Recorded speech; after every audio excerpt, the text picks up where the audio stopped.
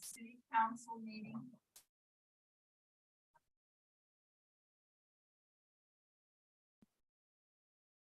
Nine, that's right, May 9th. 6 o'clock. Begin.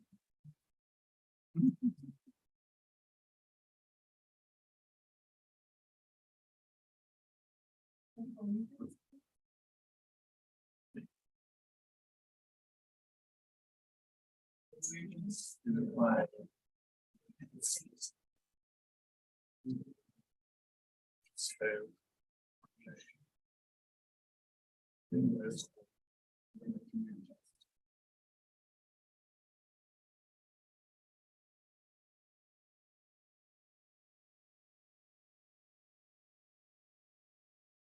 Mayor Bell, Councillor Blaine, Councillor Engelbretson is absent, and Councillor Fox, Councillor Lyman, Councillor Smith, and Councillor Wells is absent. There is a quorum. Thank you. I'd just like to welcome everybody tonight and on this beautiful evening, and also thank everybody for attending. I particularly want to thank our counselors for taking time out of busy schedules, life schedules, home schedules, work schedules, lots of schedules, to be here on a Tuesday evening and help us move through some of the decisions that we need to move through tonight. Also want to thank our audience participants. It's always awesome to see people in the audience and know that we're going to get some great input from you. So thank you again for being here. I do have a public, going to read the proclamation. This week is Public Works Week, and I'm sure that all of us can agree that our Public Works Department works tirelessly to keep Coburg as gorgeous as it can possibly be. So whereas Public Works professionals focus on infrastructure, facilities, and services that are of vital importance to sustainable and resilient communities and to the public health, high quality of life, and well-being of the people of Coburg. And whereas these infrastructure, facilities, and services could not be provided without the dedicated efforts of Public Works professionals who are engineers, managers, and employees at all levels of government and the private sector who are responsible for rebuilding, improving, and protecting our nation, water supply, water treatment, and solid waste systems, public buildings, and other structures and facilities essential to our citizens. And whereas it is in the public interest for the citizens, civic leaders, and children in Coburg to gain knowledge of and maintain an ongoing interest and understanding of the importance of public works and public works programs in our community. And now, therefore, I, Nancy Bell, Mayor of the City of Coburg, Oregon, do hereby proclaim the week of May 21st through 27th, 2023 as National Public Works Week. I urge all community members to join us in this observance to pay tribute to our public works managers and employees and to recognize the substantial contributions they make to protecting our communities' health, safety, and quality of life. Proclaim this 9th day of May, 2023.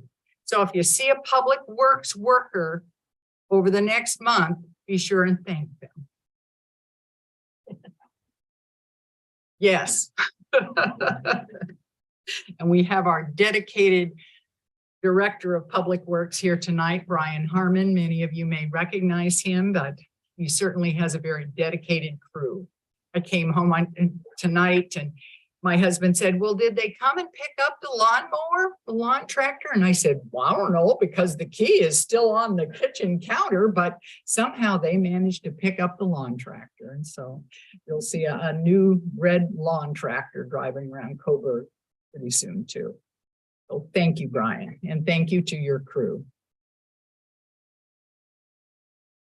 Sammy, do we have any changes for tonight's agenda? There's no red folder items on your agenda. Item number 10 is listed as an informational only report, and that will be an action item.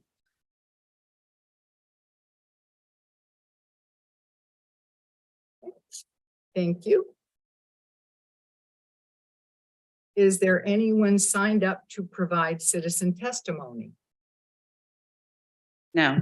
There might be, there were, no. Okay, never mind, never mind. Thank you for correcting me. There is one written testimony in our packets from Joshua Reigel, and that's on the utility rates. And so I'd like to take a minute to read that if you have not already. We certainly do appreciate the input that is given, and we'll make sure that we follow up with Mr. Breigel if appropriate.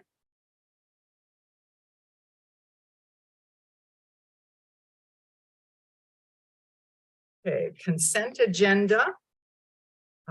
If you'd like to review that, counselors, you can remove an item from the consent agenda for discussion by requesting that action prior to consideration.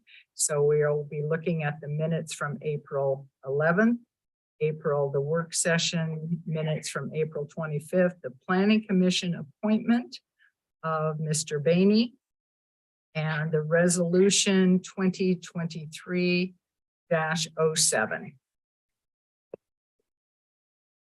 Does any member of council wish to remove an item from the consent agenda? Have I given you enough time to take a look at them?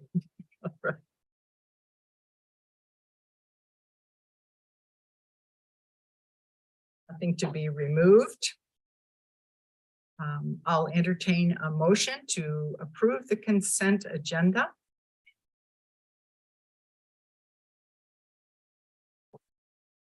The consent agenda as presented.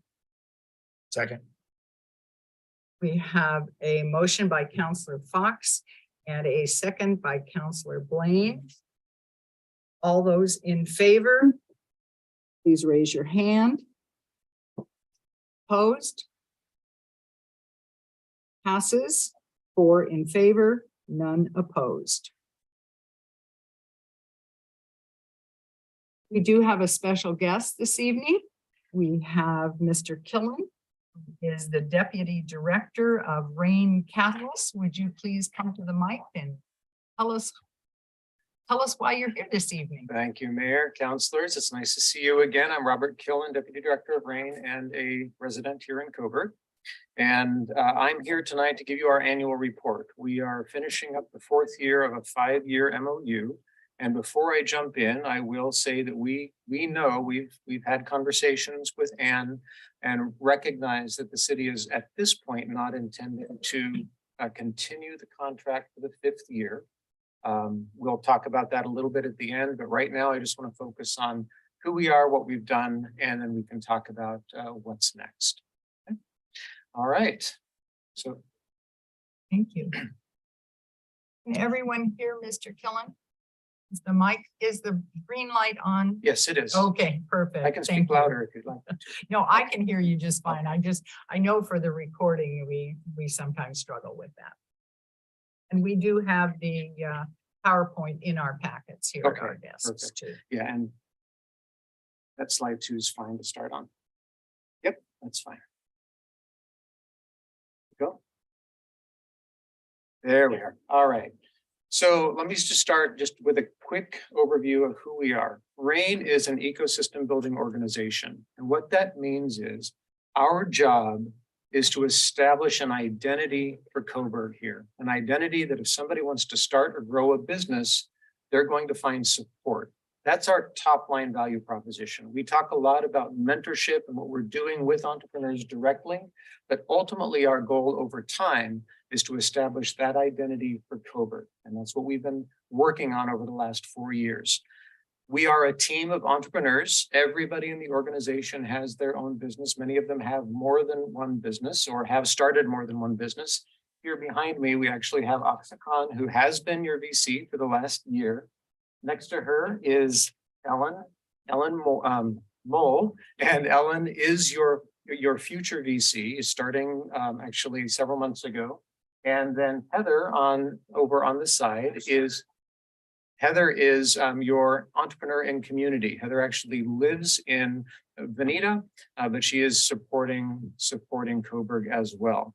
And we can talk more about that if you'd like. Finally, who we are a ground level organization.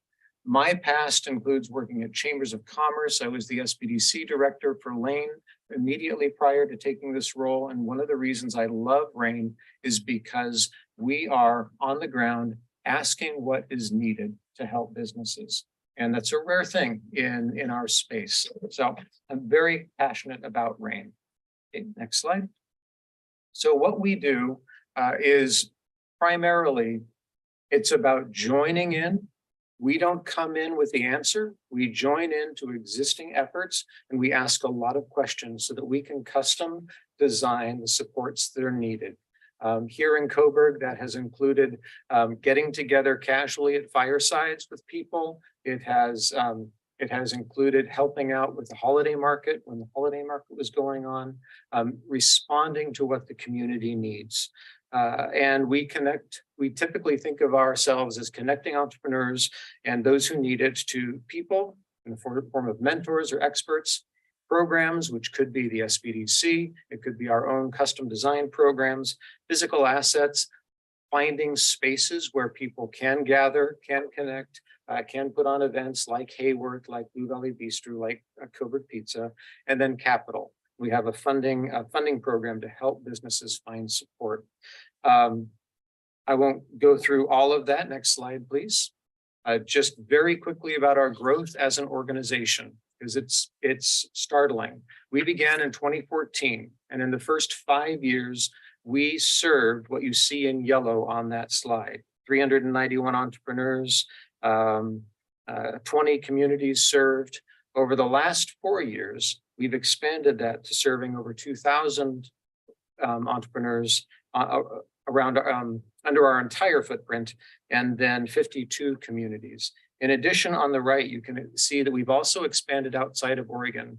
2 years ago, we were called Oregon RAIN. Last year, we were just called RAIN. Now we're called RAIN Catalyst. The reason for that is that we go where we're invited, and we've been invited to serve Island and Skagit counties in Washington. We've been invited by the International Economic Development Council to train fellows to support rural communities around the country. And we even have a project that's spearheaded by Aksa to develop entrepreneurial incubators in and around Islamabad, Pakistan, in partnership with the State Department. So the organization has expanded dramatically, but our heart is still the VC work, the venture catalyst work that we're doing in communities like Coburg. Next slide. So how we've supported Coburg over the last year plus. The first thing, or the thing that we're most noted for or thought about, is as a mentorship organization. We find entrepreneurs who need support and we meet with them to find out what they need. We are not just one person or two people serving Coburg. RAIN is a team of over 20 entrepreneurs who all have their own expertise and who can all be leaned on for information, for support. We also identify mentors in the communities we serve, because the idea is to build a self-sustaining ecosystem of entrepreneurial support. So, we found Seth. Seth was actually down in Crestwell, but Seth used to support Coburg a lot when he was here and first opening his store. So we will find mentors wherever they are and support businesses as needed.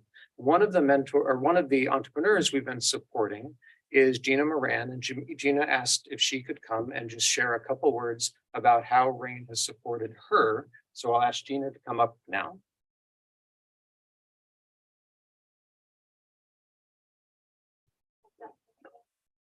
Yes, that's fine. Hello, I'm Gina Moran, and I live in the community of Coburg. We've been here 17 years. My wife for 25 years, and I live in Coburg. And I have to tell you that it's kind of hard to kind of be an entrepreneur within and have it where it comes out. And what I mean by that is the community has changed so much since we've been here that if I was to do that when we first moved here, there would be no chance for me to maybe get going with something. With Rain, having the opportunity to meet them, I feel like I'm on top of the world right now, and the doors are opening up. And so it's important for us to have these things happen in our community. We are very lucky to have that. With that, and why I mean we are very lucky is other communities have a lot of other people that are pushing for them. They're a little bit bigger. You know, Coburg is a little smaller. And within our group, sometimes it's hard for all of us to try to get out and meet people and try to, you know, start something here in our community. I really think that this is an important, you know, program to offer still in Coburg. And I'm excited that I was able to actually be a part of Rain. So thank you very much, Rain. And thank you for having them be a part of us, our community. Thank you very I'm actually much. doing it's a children's book, but it's not also just a children's book with the company. I don't know. Sorry, sometimes I get ahead of myself, but I want it to be for seniors, and with us having a library brought into this community, it's great. I had my senior mother that lived with us for a short period of time, and not only would having the library be beneficial for little ones, but for seniors as well. And so I hope my book is not just for, you know, the little ones, it's also for the senior community, and not just one book, but I want to have multiple books. So thank you for your time. That answer your question? Yes. Councilman? Thank you. And we're helping her with business planning and finding resources to get that printed and published. So programs that we have offered here include 7 mentor meetups over the last year plus, so about one every 2 months. We did co-host a business after hours at Hayworth last year. We provided organizational and setup support. Thank you, Heather, for the holiday market. We also provided an online market vendor training program to help vendors better sell their wares, better understand how to run their businesses as a vendor. We have a funding initiative called RainCap that we have constantly brought to the community in case a business is looking for funds. And then we provided 2 regional accelerators. Those were Zoom accelerators that were for our entire footprint, but they were substantial training on digital marketing and financial management. So those are the key programs that we brought to the community. Some of them in person, some via Zoom over the last year plus. We are also some additional activity. We have been asked to do some youth training. And so in February, I provided a youth entrepreneurship course. I went over to the school for 3 days and had a blast. And it was so fun that we actually encouraged Heather to go do the same thing. So she's doing it right now as part of Skills Days. So we've got the youth entrepreneurship going on. And one more item there about supporting Coburg. You may have met, I don't know if all of you have yet met the county's new Community and Economic Development Manager, Jude Anderson. We invited him to meet the Rain team serving all of Lane County, and we chose Coburg as the place to do that. So actually the picture on the first slide is of us meeting with Jude and introducing him to Coburg as well as Rain. So the final slide, if you're looking at it, is simply what's next. And there's a question mark there because that's up to you. Like I said, we are at year 4, moving into year 5. I understand the realities of budgets. I was a banker for a long time, and hard decisions have to be made. Of course, we want to work here, but we only want to work where we are wanted, where we are invited. And I talked with Caroline, our CEO, this afternoon, and I'm going to make this. I can't make a promise, but we are going to work hard. If you are unable to fund us the $5,000 for the coming year, Caroline said she's confident we can find $5,000 to cover Coburg so that we can finish out our MOU with you. And in the hopes that things get better, and once next year's done, maybe we can come back, be invited by you specifically, and funded by the city. But we would want to know that you do want us to come back. So we'll communicate through Anne and get your voice in that. If we do come back, some of the things that we have worked out with Main Street, we had a wonderful meeting with Tracy just last week. More fireside chats, which is something we're going to do more consistently. We're looking at activating Katie's Coburg Fit space with a BizFit program, which probably be a one-off, but it will be a lot of fun to bring businesses into that space. We would love to do a Google Business Profile initiative. Every business seems to be underperforming in terms of their Google profiles, and that's a huge problem. One of my favorite recent stories is of a client over in Grant County who noticed that the phone number on their Google profile that came up was from the previous owner that had sold him the business 21 years ago.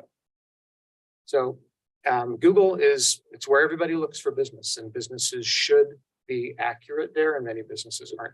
So that's a very kind of a low-hanging fruit activity that we'd like to engage in. And I would like to deliver before I'm gone, and I'll share that in a second, a business and community identity workshop.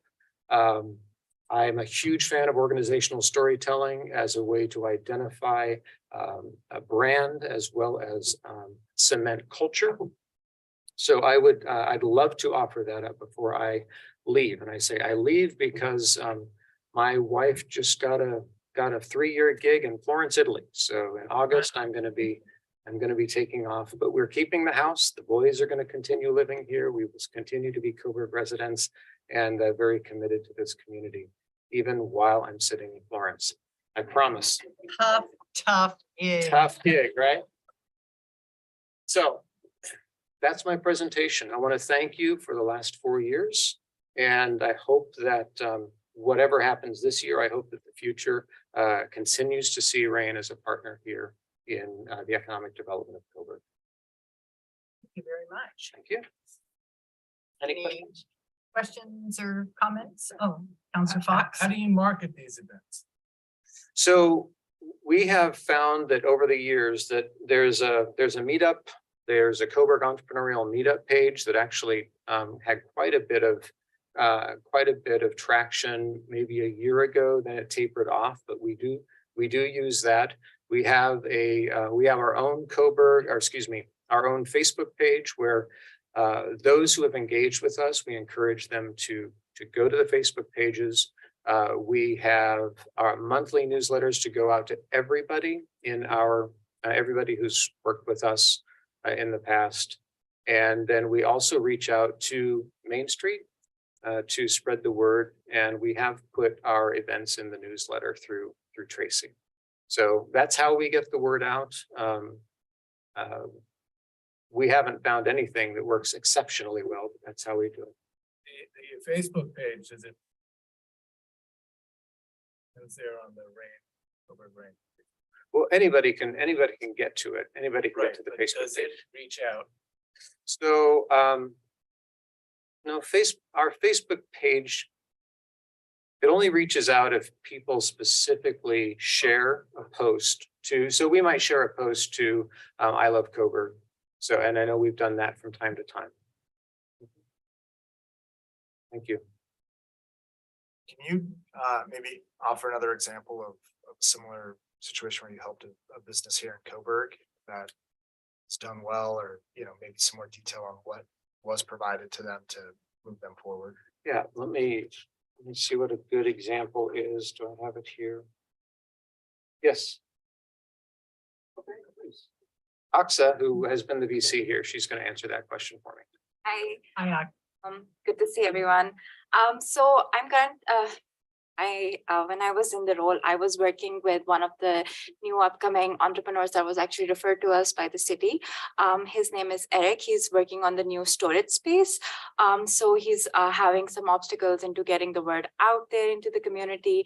I actually invited him to the meeting tonight, so I thought it would be better if you could hear it directly from him, but he was unable to make it. So he's working on getting the right marketing strategies outside, and he's has had multiple meetings with me. I've referred him over to the new VC, Ellen Mole, who's a graphic designer herself. And apart from that, I've also referred him multiple videos that we have online.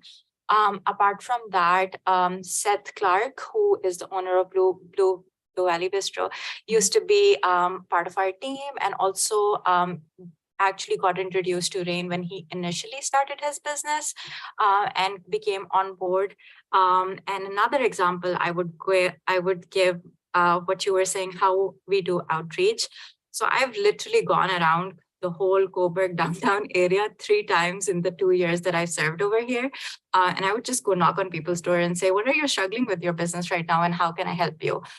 So the support is definitely there, and in today's world, to do door-to-door outreach is not a very common sales strategy, and I've made sure to deliver on that. And apart from that, the candle store that's new, I worked with her because she was having trouble with her website a little bit when she initially started. So I went up to her store a couple of times and sat with her, worked on the back end side of things till they looked good. And we had a program at that time that was running. It was called Raindrops.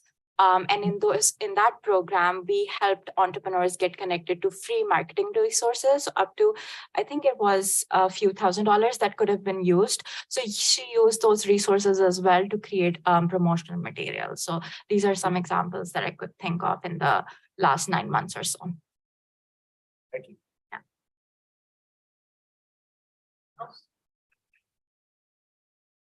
Seeing All right. anyone else? So Gina, yes, yes. I'm so excited about this program. And I just kind of came aboard. Had I known it was here long before, you would have me putting everything about it. No, and I mean that seriously. I promote stuff when we get into the different business around here. I'm so excited, and I'm offering my free time to try to help them. Whether they take it or not, it's one of those things that, you know, I offer it because I truly believe in something behind it.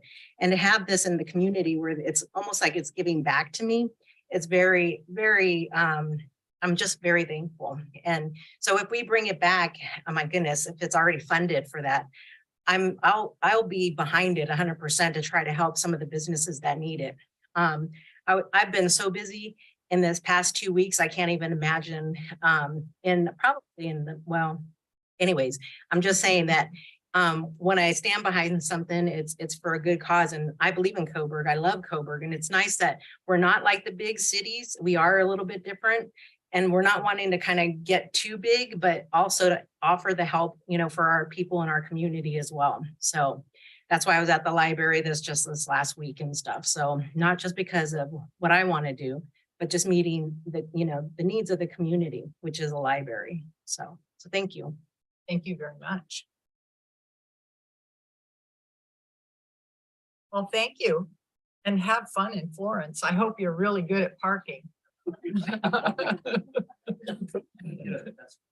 Yeah, Vespa, that was impressive when we visited there.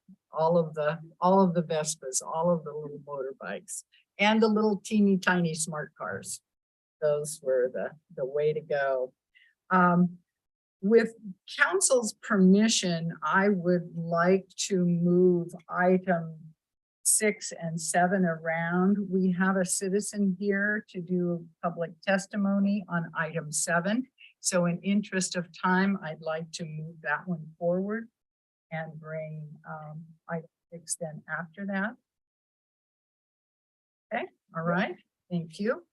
So we will move on to item 7, which is the public hearing for the resolution adopting water, wastewater rates and water rate schedules effective July 1st of 2023.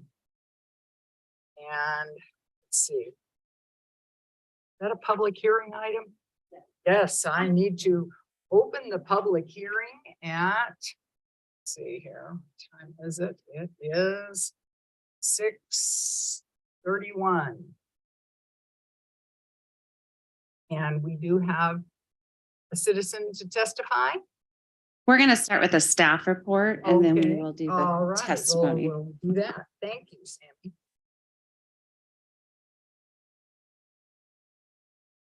Good evening.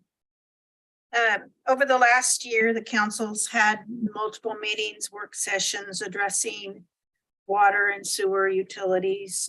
We've had a lot of information provided to us. The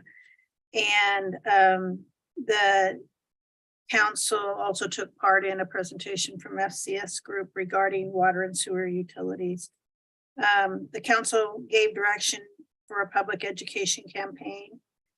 The staff did provide brochures, newsletters, articles, utility bill inserts, and letters to each user delivered by mail, and social media posts.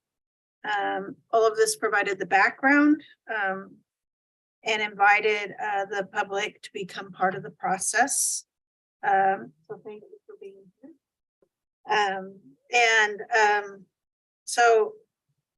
We have all public comment that we have received, you have received as a council.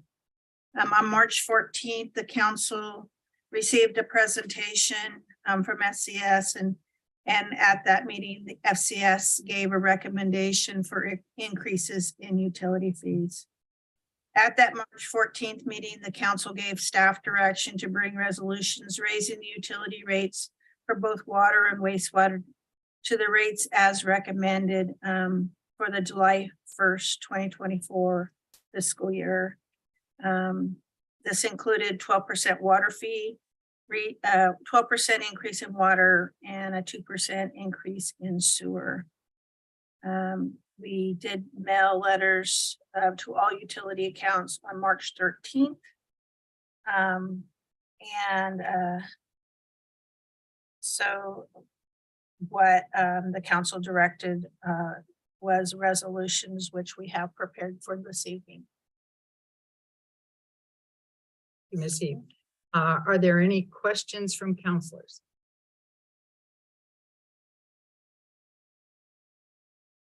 Being none, is there anyone signed up to provide testimony? Yes, Mr. Von Seeger. Mr. Fonseca.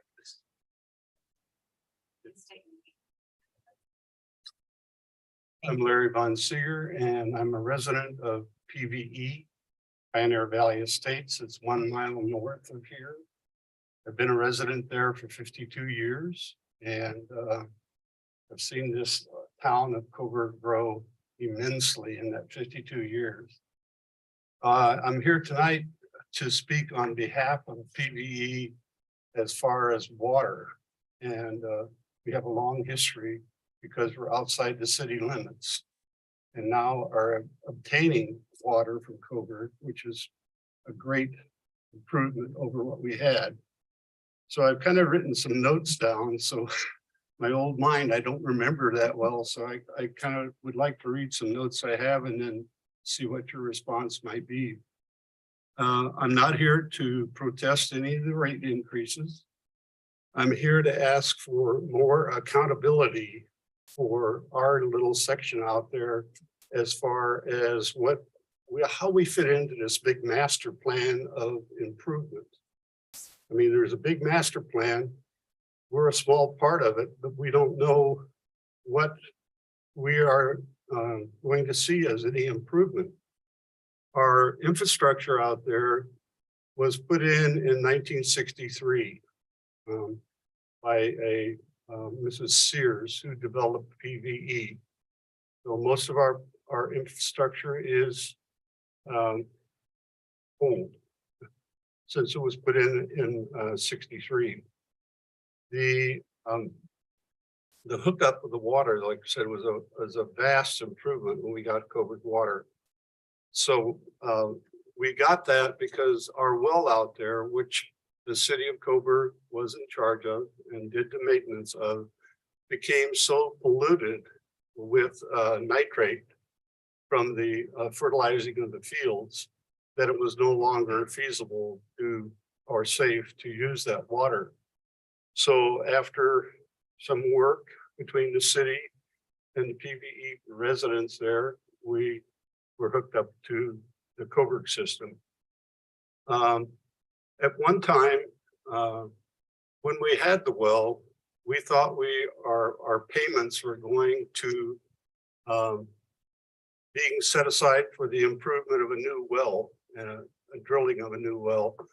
But when it came time for the well to be replaced, we were shocked to find out that all the payments were put into a general fund and disappeared. We had no money for any kind of improvement out there. So it's with that in mind. So a neighbor reminded me that her water bill currently, by check, it is not written to the Public Works Department. It's written to the city of Coburg. And their concern was that this happened in the past, and we saw our funds that were supposedly going to improve our infrastructure disappear. So, you know, it's not, we don't distrust you, this current people, but in the past, we've had a bad happening with that. And that was one of the concerns I was to bring tonight. Also, since we have no representation on the council, I have no representation actually on the council. So we have to come present whatever we want to the current council. We have 40 homes out there, and the current rate at 120 before this current increase takes place, we pay in about $4,800 a month to the city of Coburg. That's about $57,600 a year. So what I'm asking tonight is, can we have someone kind of tell us what are the infrastructure improvements that we will see in PVE? Because like I said, we're kind of on the outside out there. And I went through my extensive folder information, and I found the last time that we had a chance to meet with the city council, and it was during the administration of 2012. That's the last time we had a direct meeting with somebody.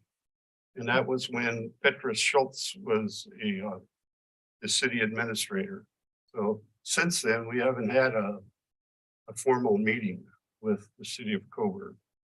And all I'm asking is, I know that can't be done tonight. Is that my clock?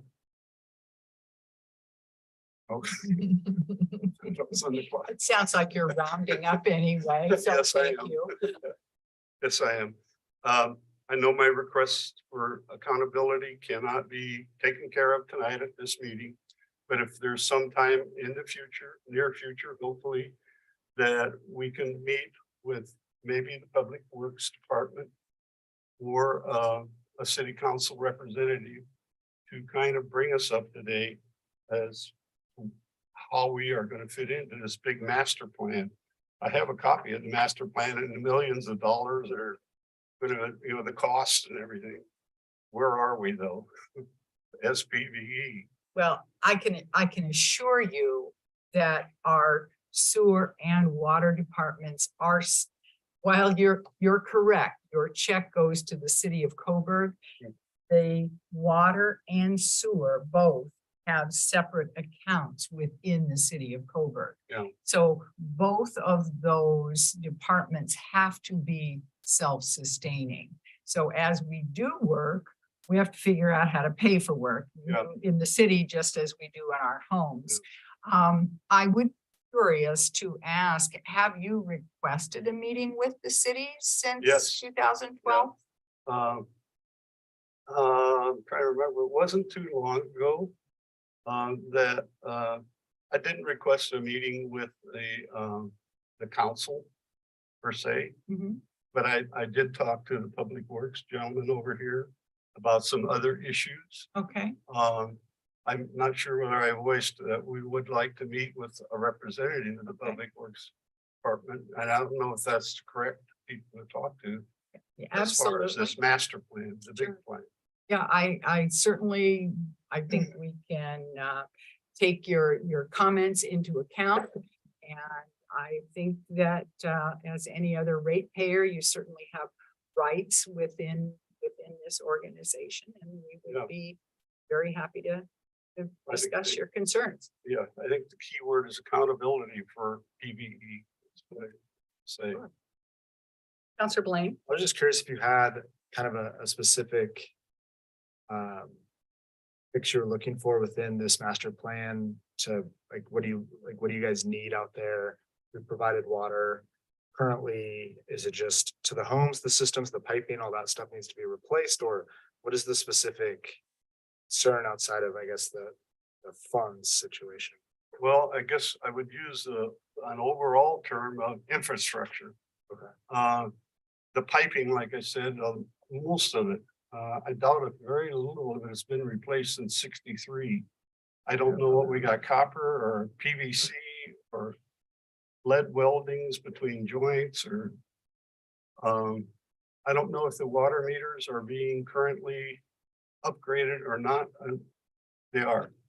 Okay, they're in the process, so that's a part that was a concern. Again, I think we'll probably have to really talk about most of your concerns offline. Yes, But I would certainly anticipate a meeting between yourself or other representatives of PVE and certainly our Public Works Department to start with. yeah, that'd be great. That's kind of what we're looking for. Counselor Lehman? So I'm just curious, when you were City of Coburg Water written with agreements in terms of your position was that there was an understanding that portion or all the monthly fees went into I don't an think, account I don't for, think it was specifically directed to go all of our payments directly related to the improvement of our particular. so was there a contract to that effect, do you know? I don't know. There was a lawyer on our side and a lawyer on your side. There Sounds was like a we'll have contract some- signed, but In, I some digging to do and some Yeah, I don't- diligence, yeah. I don't recall that it was, all of our payments were specifically to be Okay. directed. I'm going to turn it over to Ms. Heath. So I did bring up a question regarding PVE to the former mayor. Mhm. Because I know that the city is paying a loan, right now that's not ready to sunset, that appeared to me that it was taken out in order to install the PVE water. Oh. And so the city has been paying that, with the funds that we, collect. And my concern was we weren't collecting enough to even cover the payment, but it needed more research. And so therefore I asked the council to put it on the work plan for this coming year Mhm. to, as a work plan item for the staff. So they approved that in March. So it is on our work. Okay, that's the reference you're talking about. The pipeline is the flagpole line coming from Coburg out to Pioneer, or Yeah, I don't know. Because- That's what I'm saying is it Yeah. needs more research. But I did raise this question and we did put it on. yeah, I could see making payments on that line because it's a major line, it's 1 mile long with stipulation there was to be no other hookups to that line when it was put in, so. Well, we have sounds like we have some work to do. Okay. We appreciate your comments. Okay. We certainly take those very seriously and we look forward to learning more about it and having more conversations with you in the I future. appreciate the offer to come before you and speak. Thank you very much. Okay, Is there anyone else to speak?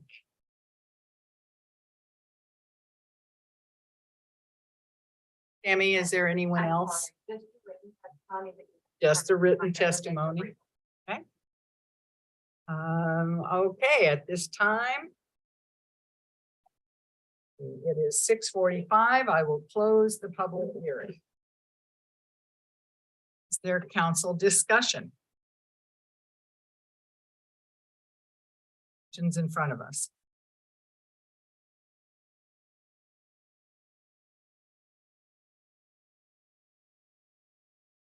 It would be resolution 2023-05 and 2023-06. I just have more of a comment. Oh, I'm so sorry. I guess I would just say this is obviously a very difficult decision for, I believe, all of us to raise rates. Nobody wants to do that. Knowing that we do need to build for our future and our future water needs, especially to keep our water safe and accessible to all of our citizens. It's a difficult conversation we've all had to have for a while now. So I hope everybody understands that we took this very seriously and put a lot of time and effort into it. And fortunately, we're dealt the hands that were dealt. So that's it. Yes, we're certainly not alone in the issues of water and sewage treatment across the state of Oregon. There are many, many communities that are in our same or worse situation in all honesty. Any other discussion? If not, I will entertain a motion.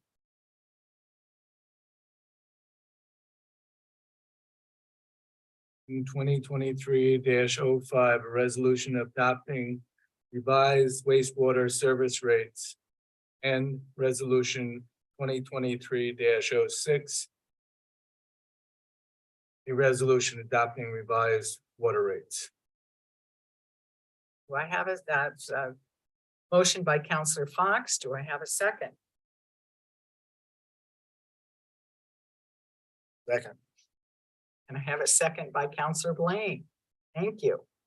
All those in favor, please raise your hands. Opposed? 4 in favor and none opposed. Motions pass. Hopefully, we don't have to visit this again. Mayor, I would like to put in the motion, the suggested motion, the effective date for both of those resolutions is July 1st, 2023. So just so it's on the record. Please. Yes, yes, both would be July 1st of 2023. Thank you. Okay, now getting back to the hearing on ordinance A-171-C. Are there anyone signed up to speak? We did not. All right. So I'll open the public hearing. Well, see if there's no one. I will open the public hearing at 6:49.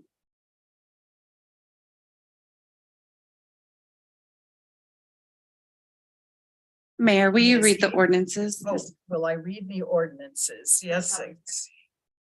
Ordinance A-171-C, an ordinance amending ordinance A-171 as amended by A-171-A and A-171-B, an ordinance establishing city park regulations, and ordinance A-246-A, an ordinance amending ordinance A-246, an ordinance controlling vehicular and pedestrian traffic. We'll have a staff report from Ms. Heath, City Administrator. So this these ordinance are in response to a work session that the council held just last month. We did have the guest of Carrie Conley, thank you, who is an attorney who is doing quite a bit of work for a lot of cities right now, helping them to look at their ordinances and see if there are changes that need to be made in reaction to number one, the laws that will come into effect at the state level on July 1st.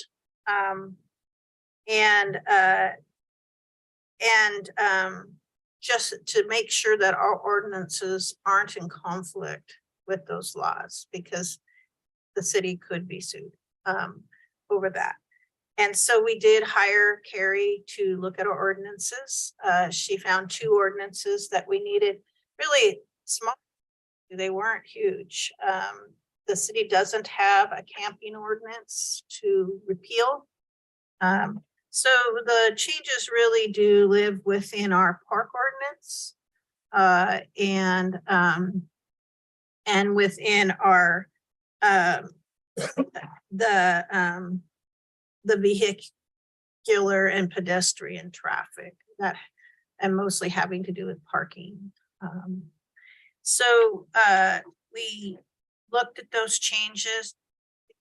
Says are not creating a park where we're going to open a campground or parking.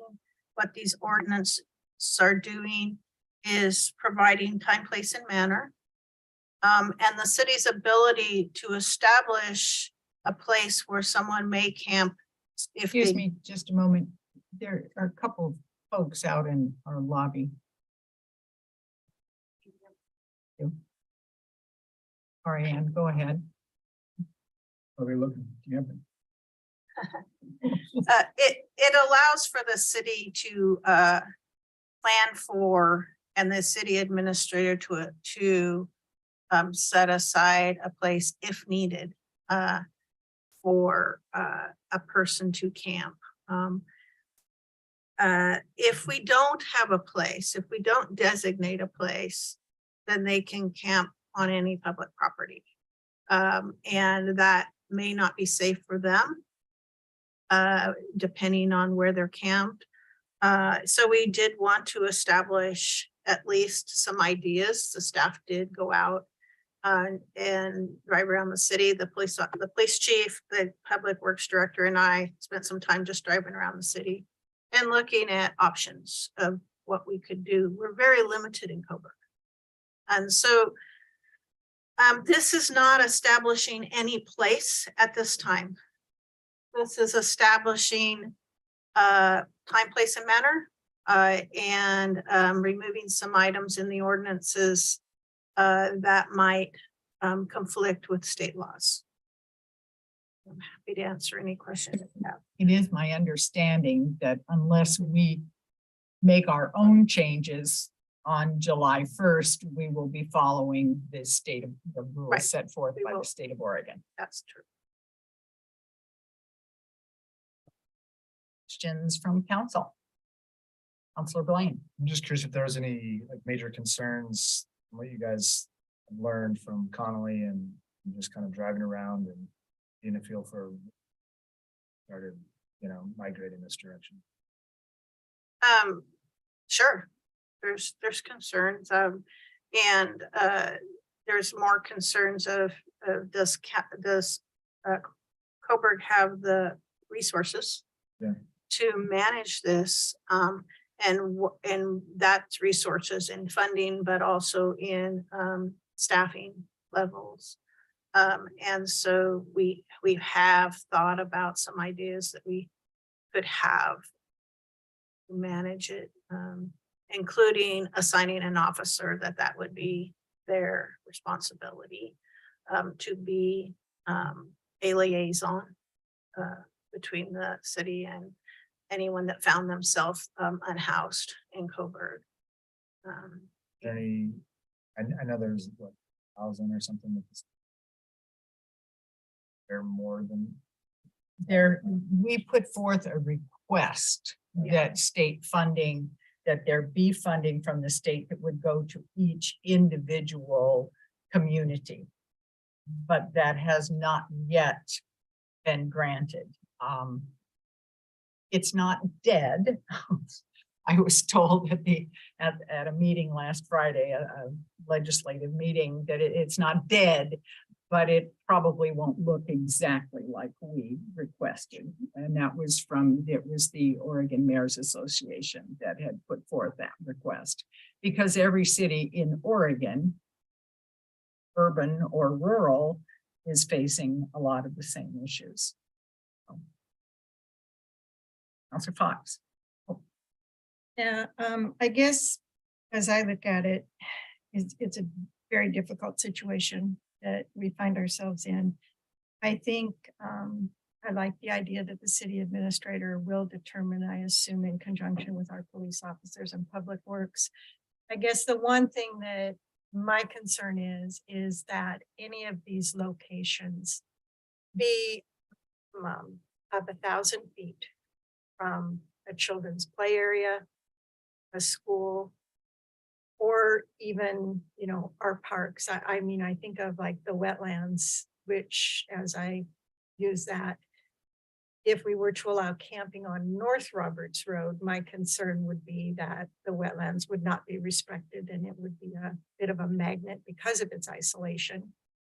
And I guess that if we have people who are in tents or whatever, I would hope we could offer a space within the community that's respectful, but also a space that's pretty visible for safety for the campers as well as safety for our citizens. Because as you drive through Eugene, it's those isolated areas that collect numerous residents. And also if we can look at our ordinance stating that any personal belongings need to remain within the footprint of either the vehicle or the tent to prevent us from having acres of stuff to clean up and store should we have to break up the camp. I think my concern is that our parks are pretty sacred. We don't have very many. We don't have access like the city of Eugene does to many different options that are close.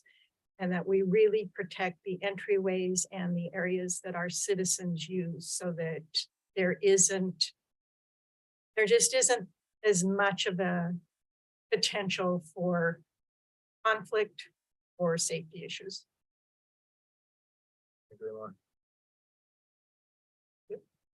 Councilor Fox. Yeah, it's just more of a comment. I was really appreciative of Ms. Conley's ability to talk about the issue and then read through a lot of verbiage to find only a few tweaks in there. Also to hear Chief Larson's stories about how they have worked with situations in the past, the level of sensitivity your department does. Work with both the Springfield and Eugene police departments, and I saw differences there. And you guys have been growing. You're chill. That's a good thing. Doesn't breed conflict.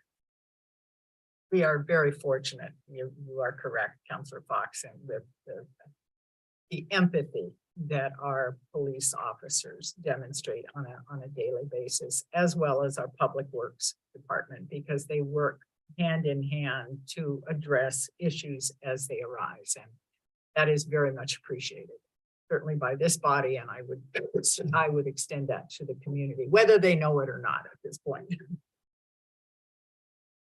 Councilor Lehman. Just an observation, driving to Salem yesterday, I saw 2 or 3 police officers on I-5, maybe 5 to 10 miles north. And there was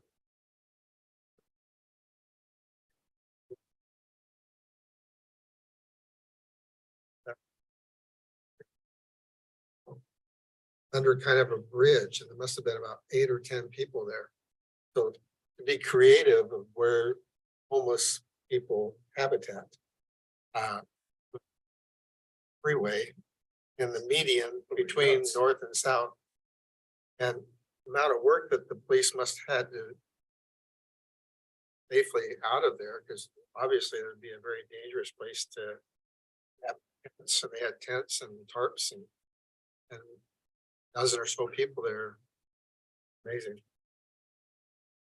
And I think that speaks to, you know, what we're trying to do to create and speaks to what you're saying, Counselor Smith, creating a safe place for all people involved in the community as well as those that are experiencing homelessness.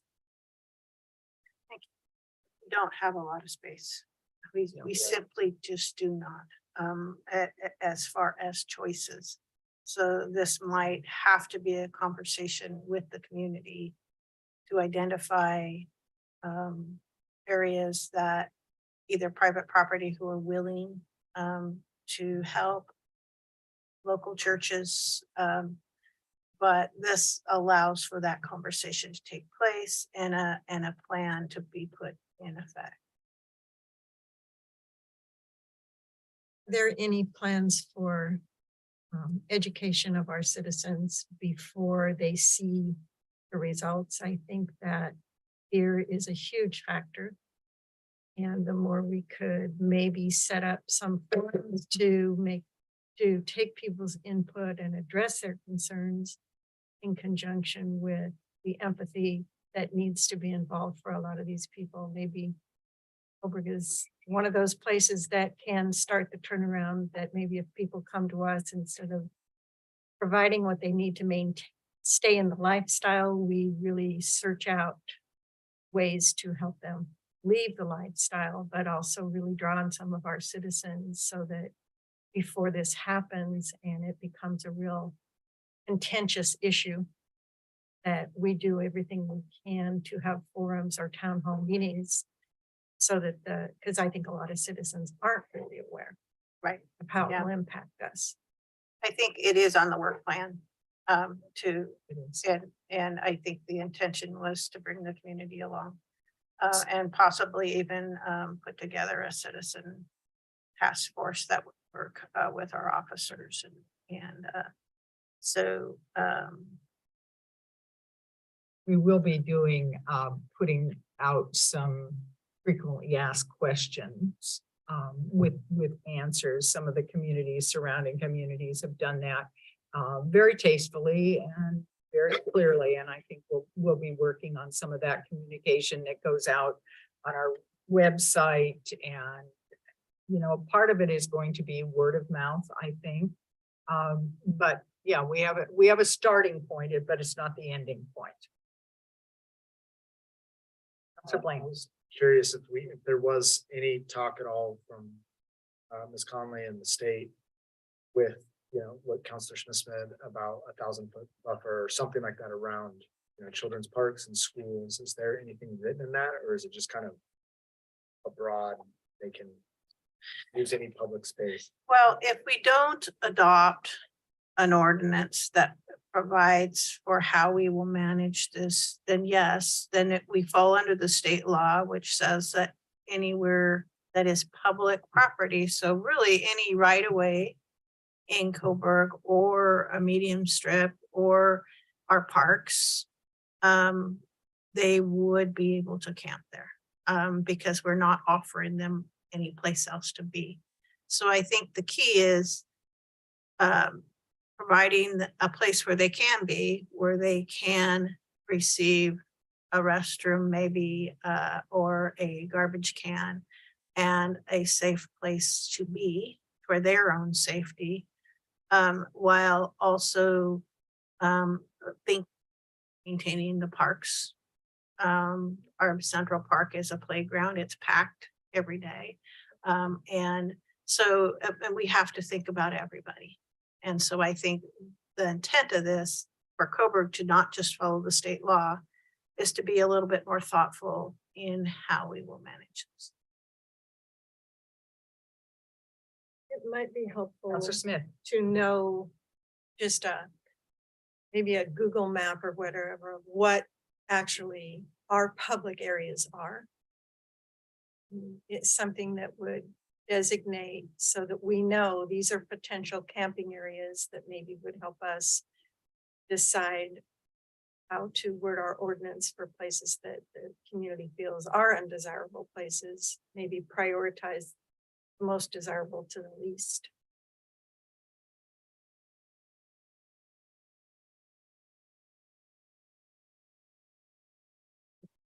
Or can come out of the work plan and after these ordinances are passed, that there is work that we can get due in the new year to address some of those things.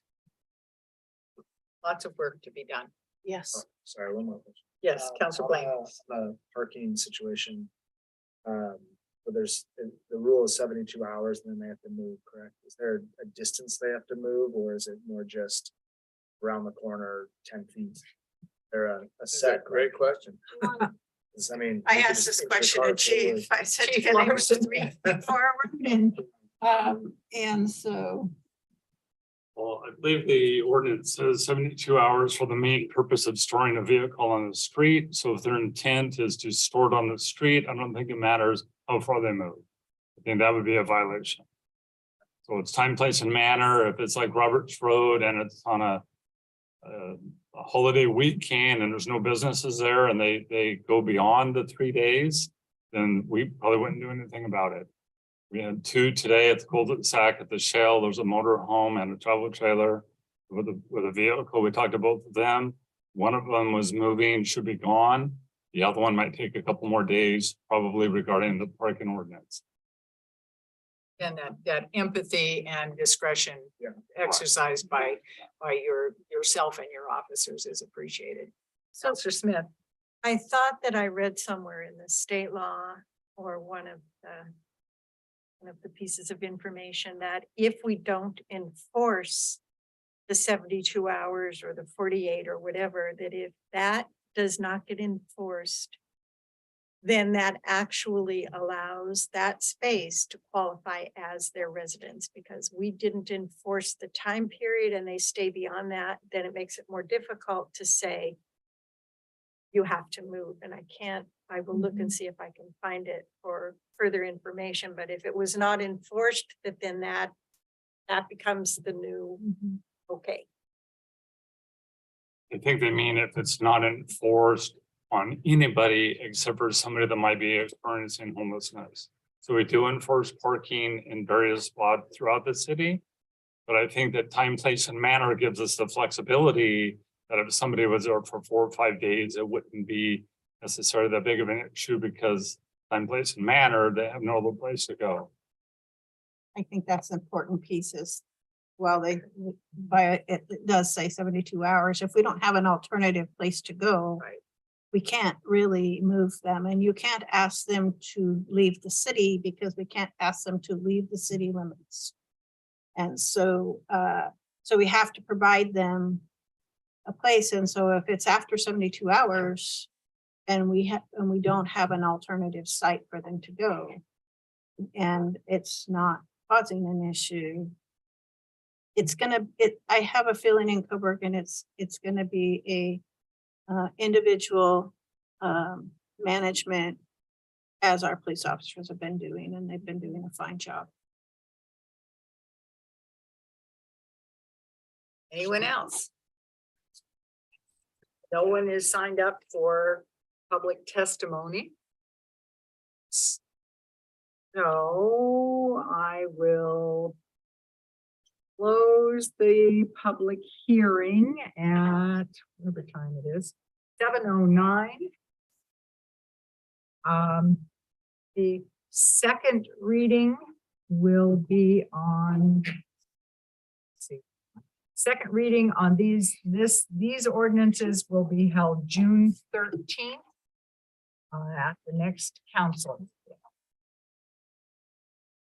Thank you. Again, another difficult topic. Difficult for everybody involved. And it looks like Mr. Harmon is here to give us a staff report, to have the council action item on the Jones Drilling Company. Yes, Yes. good evening, everyone. What you have before you is what you've seen over the last several months. It's a contract. This one is for the secondary well field and what we refer to as the third source well. I could go into a little bit of detail about this. There was only one bidder for this project. This is kind of a specialty job. There's not a lot of well drillers in the local area, domestic well drillers, large well. So do you have any questions?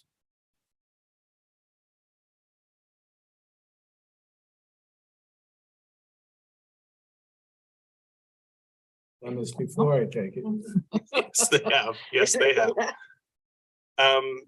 Jones Drilling, they've been around for generations. There's actually two prominent well drillers, and they're both related. One's Casey Jones Well Drilling, and the other one's is Jones Drilling. So it's a family business that has gone back for generations. The trucks with the Casey Jones welling on it. Okay, if there are no, oh, did you have a question? No. Counselor Blank, no. Any other questions? No. Ready.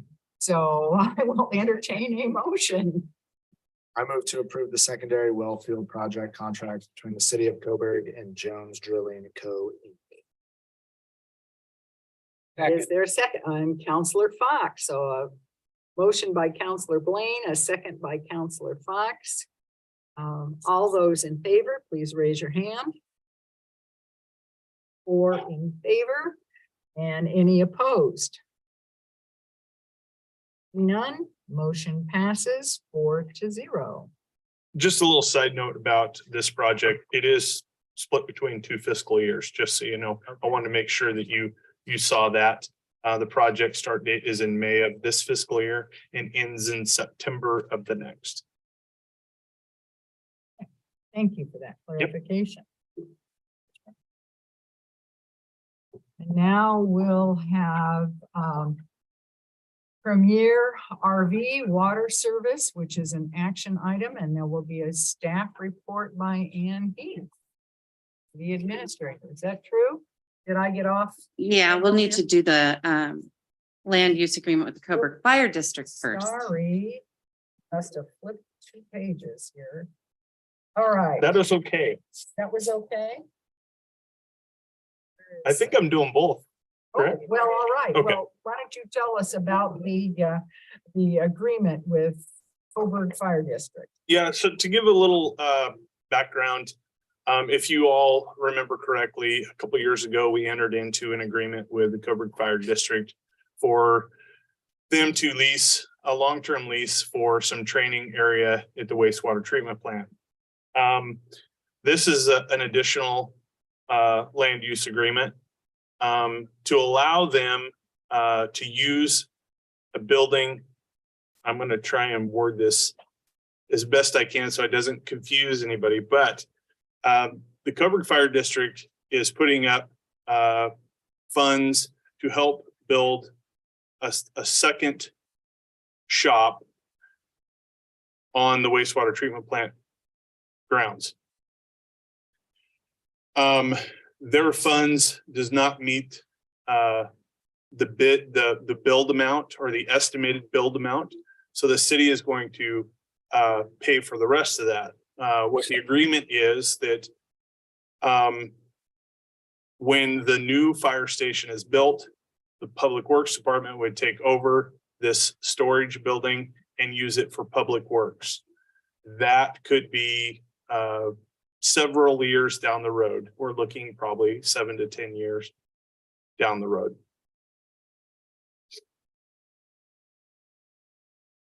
That's a little bit of background. Yes, sir. I just had a random question. On the rent, obviously they're putting forth plenty of money to build the project. But the term's 20 years or so, not that it'll be used that long. But we're not adjusting rent for inflation or anything. If it's a 10-year process, it stays at that 49.28 a year. That's for the current, That's current. that's the current land use. Okay. Contract. Right away, so they paid. full length of the- Oh, gotcha. Okay. That was it. Other I questions? think Counselor Fox had a Oh, question. Council Fox? No? You sure? I was gonna ask, where are they gonna put the new fire department? That I don't know. That down the road and I don't know. Realize that. They'll have to be getting a bond and financing for that, so. I'm sure that that's going to be their process. There are questions, I will entertain a motion. To approve the land lease agreement with Coburg Fire Department. Second. And it's actually Coburg Fire District. Yes, Coburg Fire District. in my staff report, I made a typo, but I have corrected. Highlighted. Second. So we have a motion by Counselor Lehman and a second by Counselor Blaine to approve the land lease agreement with the Coburg Fire District. All those in favor, please raise your hand. 4 in favor, are any opposed? Motion carries 4-0.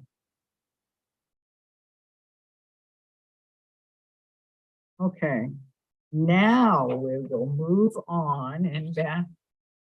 Are we still with, oh, now we're to Premier RV Water Service. That's correct. Are you gonna stay up here for that? Yes, ma'am. Okay, staff report by Brian Harmon.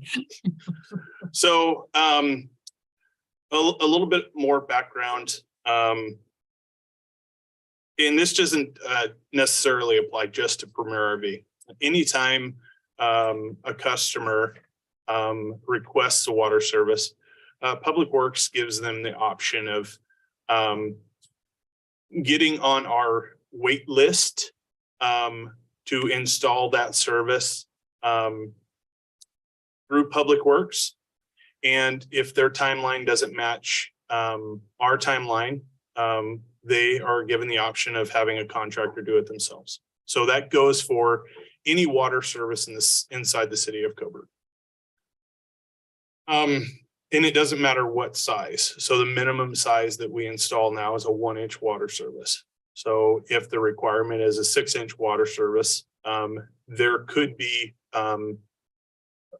more costs associated with it, but the minimum is $2,500 per water service. So typically that will capture, if the water service only goes 4 feet, from the main line to where the meter is going to sit, then we kind of come out ahead. But if we have to go, 80 feet from the main line to where the meter sits, won't necessarily come out ahead. It's almost a wash when we do water and sewer services. Each utility is $2,500 a piece. So if we were to do a brand new home, it would be $2,500 for water, $2,500 for sewer. That does not include the water meter. So the water meter is actually a little bit more. So depending on the meter size, that price does also increase a little bit. The reason why we're kind of talking about this tonight was the question was whether or not Premier RV needed to extend the water main through that property to get to the next development. And I think we've talked internally, and I don't think that is what we were going to require Premier RV to do. So the main line sits within 300 feet of Premier RV's property line. So if we wouldn't treat this any differently than we would any other service request. So this is just information only that we're going to probably move ahead with this, but we want to make sure that your input is taken. So if you guys have any questions, that's kind of what I'm here to do tonight. Yes, sir. So it's $2,500 for 300 feet. Well, on this water service, it's a little different. Because we have to cross a wetlands area, and our wetlands permit is for a 14-foot easement. We would be drilling or boring underneath the wetlands and coming out on the Premier RV site. So what Paul is asking is for the city to incur the costs for installing that water service. So that's what he's asking. So That's the 15,000 roughly. And that is an estimate. The bore came back at $2,500 itself. Premier RV is paying for the water meter. That was $3,500. So there is some plumbing that we would have to do to work safely on the main line.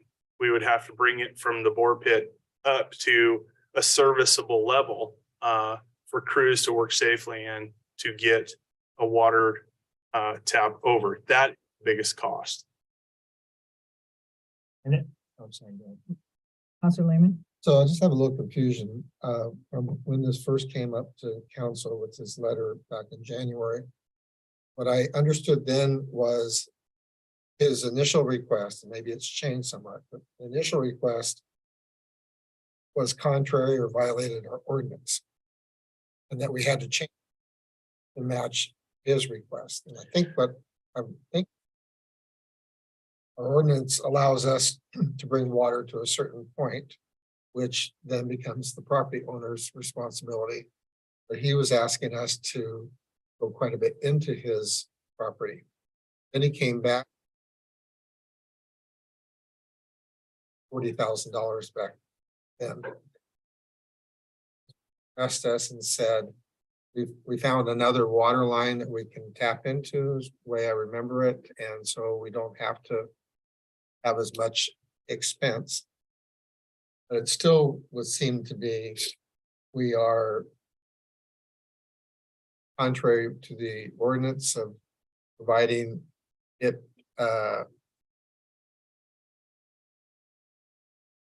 I know where you're going, and I think that this is two separate issues. Issues in my mind. Because the water main is at a certain point, certain proximity to the property line of Premier RV. That satisfies the requirement that the city did that on our own to get water across to the freeway. And I'm not talking about past promises or anything like that. I'm talking about the reality is the water main sits 75 feet away from the property line. In my mind, there's no difference between it being across the freeway or on Macy Street. The water main sits here, the water meter needs to sit here. We would supply water from the water main to the property. Now, the only difference is the city does not own property from point A to point B. So there has to be a utility easement created. And I believe Premier RV is doing that work. It's in the works. Okay, so that utility right away or easement will be purchased or provided by Premier RV. That is correct. Okay, thank you. So then we have our equipment not on a private property, or it is private property, but the easement allows us. That is correct. Okay. Yep. So there's two easements happening. And this is going to get kind of confusing. This is why this is kind of a confusing situation. There's an easement that runs east-west. And that east-west is for the connection point to go from where the bore pit ended or the water main ended to get to the annex property to the northeast. So there's a 14-foot utility easement that goes through there that we're working on wetlands permits as we speak. That would be the land that was expanded with the expanded. That's correct. GB. Yep. Okay. Thank you. So that 14-foot easement is created. Now, what we would need to do to supply water to Premier RV is to get another utility easement that goes north-south through the wetland. So I guess my question is, Go ahead, Uh, Councilman. is that, he's annoyed by the time it's taken. And he's threatening litigation, he doesn't want to, obviously. If we're waiting on easements, in the process, I'm not sure why he's continuing to be upset when it's. I don't think he is upset. Yeah, That's so his I think point. we've satisfied that with Premier RV. They are fully aware that there's no digging. There won't be any digging until till DSL comes back with a permit issued. Okay, so that's, Yeah. we're all on the same page there. Yep. Okay. That's correct. But there is a ditch. There is a ditch. This is gonna confuse it a little bit more. There is an irrigation ditch that runs east-west, just north of where the bore pit is, and we can't dig through there. So that's why we have to bore through that wetlands area. Counselor Fox. I just want to see if I'm tracking. I'm very sorry if I've This is confused you not all. We're gonna leave this whole thing and John Smith has bought one of the few remaining pieces of empty land. And he's gonna build a little house. And in order to connect to it, it's $2,500 for the sewer, $2,500 for the water line, plus he has to buy the water meter. Is that correct? That is correct. Yes, sir. So why would we not charge Mr. Smith, Paul Smith, $2,500 for connecting the line? Okay, so that's a great question. In the ordinance, it does give I think it refers to myself as the superintendent to make that determination whether that fee gets charged or not. And in recognition of what we believe were the handshake agreements that were made with Mr. Williams any number of years ago when he was incorporated into the city, we're willing as a city to waive that $2,500 fee and take the line to where he is, and then he'll get the meter and move forward from there, and also That is correct. So get the easement. yeah, you probably wouldn't ever, well, I know you would never hear me stand up here and talk about John Smith that lives on, East Delaney, right, needing a water service. That just wouldn't happen at a city council meeting. This is a little different animal. The one thing that I will say is, I'm not too overly concerned about what we're giving up because the return is so high.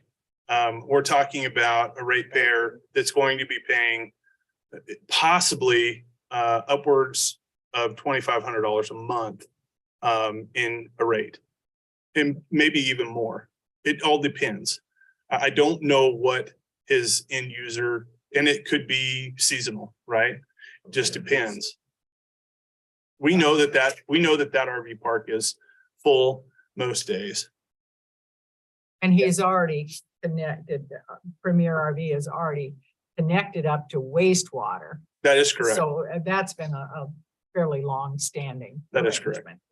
So I honestly, I think that the return of our investment will be paid back in less than 6 months for sure. Well put. Yeah, I think it all makes sense to just get it done so he's happy and they have water. And we don't get in our city And I don't have to sit in court and neither does Ann. Both ends. and he has to stop coming. Yeah, Yes. we appreciate all of the effort that has gone on behind the scenes to come up with a solution that is agreeable to all parties. Now, Thank you. I may be wrong, but this is this just a head nod? Do we need? We need a think it's- motion, yeah. I believe. Yeah. Because it does say for discussion only, but I Right, don't know if but that was a think mistake that on my part. was- We're at this point, Okay. we're at a motion. Okay, We sort of changed that a little bit. So at that this is my fault. point, I'm sorry about I'm sorry, that. Was my fault. I'm sorry. I Oh. should have made the motion in there for you. it's fine. Did you were you Question. making a motion? You're making a question. So just clarification. It's a city around $15,000, but then because we have most of the materials already, it reduced the cost 5,000. So you're just really asking for a motion approximately or not to exceed $10,000. I'm not asking for a not to exceed. What I think the motion should say is something in regards of we approve the installation of the Premier Every water service once the wetlands permit are issued. But is it going to be 15,000 approximately, or is it 10,000 approximately? It is hard to say. We do have the majority of the parts, Counselor, but It's not going to be 25,000. it's not gonna be 25,000. It's not even gonna be 15,000. Unless the sky falls and the parts that we do need skyrocket. I just don't see it happening. Pulling left and right. Okay. I will entertain him. Oh, I just Yeah. wanted to say that this has been going on for years. you should. And we've been working with Mr. Williams for a couple of years, trying to work through the water piece. And because he has been very respectful. We've worked very hard to build a relationship. And I believe him. And he says. Oh, I do. I remember him in 2007 coming. So I just want to advocate that this is a good thing that. Thing to add, that is good for all of us. And build goodwill. Oh, I have a Counselor Smith. All this. Having just heard from Pioneer Valley States, I realize they're not in our. That's right. in our Totally service different. Does not said anything. No. No. Total, but great question. Good I can address the clarification. PV stuff after this conversation if you'd like. Okay. All right, I'm ready to entertain a motion to connect Premier RV Water Service to City of Coburg Water Service at the discretion of our Public Works Director. Should have wrote one up. Sorry, I should have. That is my fault. This will go through this. Oh, there is? Oh, Not the exact- Okay. Just a motion to staff to install the water line. I think it Yep. would be that the council approves the staff to move forward and install the water line Yep. from the. Okay, Like Council Blaine. yeah. I move to direct staff to install the water line. The Premier RV subject to the approval of the and the permits. second. Okay, we have it. A motion by Counselor Blaine and a second by Counselor Fox. Is there any further discussion? Hearing none. Those in favor, please raise your hands. We're in favor. Any opposed? Better not be. So we have 4 in favor and 0 opposed, and motion passes. Oh, Counselor Fox. And right on the hills. Sorry, Yeah. I had it written down, but thank you for that clarification. I'm very sorry this was so confusing. Oh, no. It's been a confusing Only the motion. process. It's, yes, yeah. Beyond that, we sort of were there. I would be interested in his comments on The PVE, is that something you want to talk about right now? That's up to you, Mayor. I can wait till the end if you'd like.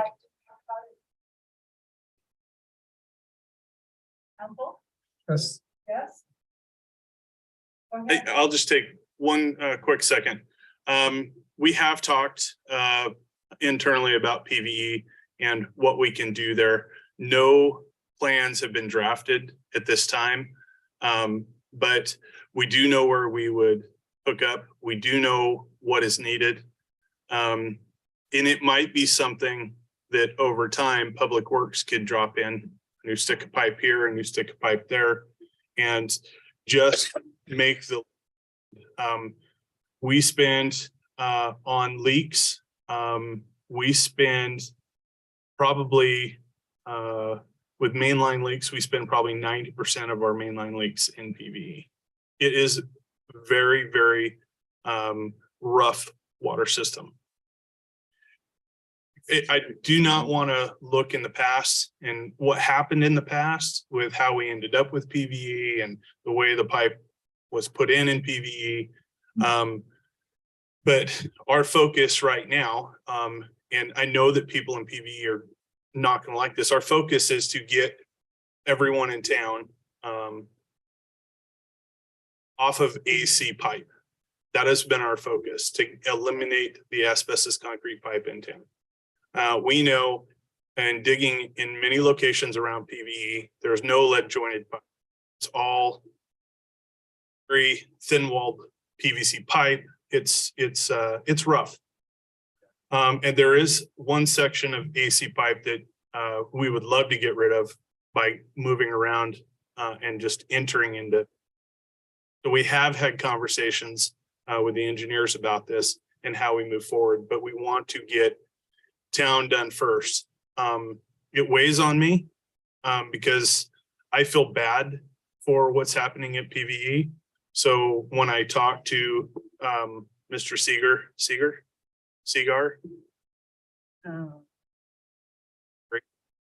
when I talk to him this next week, he will hear that from me. Yeah. But we think about them all the time, not because we Von Seeger. Yes, Seeger. Anyway, that's my 2-second spiel. So, Brian, excuse me, I was out of the room and you probably said it. Are we looking at replacing all of the infrastructure in PVE? Is that what you were saying? The AC and the Yeah, so wall PVC? in PVE, it's, I don't know how, have any of you ever driven through PVE? So you know, it makes a loop. The water system doesn't necessarily make a loop. It will once we are done, and that will provide a little bit better fire flow. I think we could get residential fire flow out there.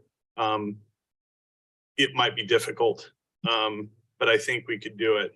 There's no fire hydrants out there right now because there's absolutely no way that we could provide fire flow for PVE. There's just no way we could do it. And when was that development built? It had to have been in the 50s when it was incorporated into the water system. I want to say it was the late 60s. No, He said 63. 63-ish is what he said, somewhere. that's when the development put the water system in. When they took over, that well was offline. Jack Harris was actually here when they took that well offline and did that project. Yeah. So how many years do we have till sunset on that? Yeah. And it was a 20-year. I remember. 30 I was year. on council. Yeah. They were begging for it. Yeah. We've been paying off the loan with their payments, but not even quite, you'd said. So That was my concern. and I needed see. More of. What did the city fund? Was it just PVE? And they borrowed that money, or was there other projects see. included? Because if it was just PVE, we don't collect enough water fees, pay the payment. If there were other projects added to, and that's kind of where I got off because we had other pressing projects. Why we included in the work plan is because Okay. that research does need to happen. We need to go back and find out what was funded. And as I recall, PV comes up in September-ish and on a work session. I would have to look at, anyway, Just put it. we just put it cheap, okay. Yeah, one of the things that kind of shotgun this to towards the top of the pile is Lane County is doing a road project because Lane County actually maintains those roads. And they were going to go through and The roads pave. into the development? That is correct. It's county streets. I see. So they were gonna go through and repave. And I was like, whoa, time out. There's, you start running equipment on that street and you're gonna have problems. So Lane County kind of, yeah, it would be a lake out there. So they backed off of that road project and kind of moved it to the back of theirs. I don't know how far back they moved it. But that gave us a little bit of breathing room to kind of see where we need to be. It's one of the reasons why we brought it up to council. And they're not connected to sewer, right? No, they are Just- not. Just water. Yep, that's correct. That's one of the reasons why I wanted to talk, because Mary, you made mention that water and sewer, it's just water at PBE. Right, for them, it Yep. is just Yep. water. I did know that, but I did say sewer in there too. So they seem expensive Yes, out there, definitely. Yeah. Yeah, which sucks because obviously they need water. They anyway, on septic tanks? yes, they are. Yep. So we do plan on working with, if the utility committee or transportation committee Okay. develops into utility, this is one of the things that we would be discussing Right. in committee and not taking up all of council's time to do And that. then we could potentially have a representative from PVE. on Absolutely. That Yep. committee. Yep. Okay. Great input. I think it would be very beneficial for them to have a voice in the room. Yes. Yep. Agreed. Thank you. Yep, you bet. Any other questions, council? Okay. Thank you very much. That was extremely informative. Okay, now we're on to the finance quarterly presentation. And is that, I did not prepare a presentation because I thought you guys were gonna Okay. have such a long meeting tonight. that I was like, okay, they're not gonna want that at the end of this meeting. well, So I did. give us provide a a Cliff report. Notes version. Yeah, so as of March 31st, overall, I have two separate sheets here. Revenues of the city were $6,055,889, which is 51% of the budgeted revenues. We should be at 75, but revenues don't all come in on a calendar. So there's other revenues that are very time sensitive. On the expense side, we're at $5,949,004, which was 40%. So there's 11% between revenues and expenses. Pretty within budget at this time, and we didn't have any budget concerns at the end of the